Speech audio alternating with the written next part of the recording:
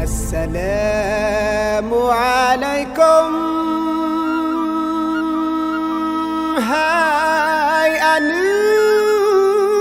Hai anu nanggro.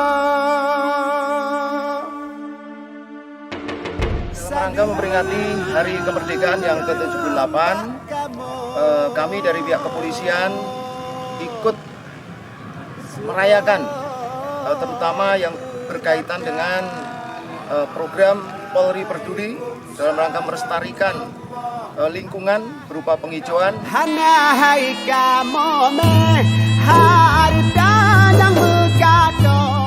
Kita melaksanakan kegiatan launching tanggal 18 Agustus 2023 dan insya Allah nanti secara serentak akan dilaksanakan pada tanggal 23 Agustus ini yang akan dilaksanakan di seluruh jajaran di wilayah hukum Polda Aceh. Kami atas nama keluarga besar Kecamatan Syahkuala, dengan ini mengucapkan terima kasih mengadakan penghijauan dan penanaman pohon di Kabupaten Aceh. Kami sangat terima kasih.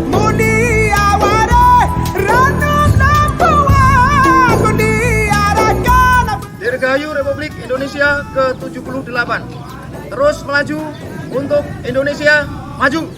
Merdeka!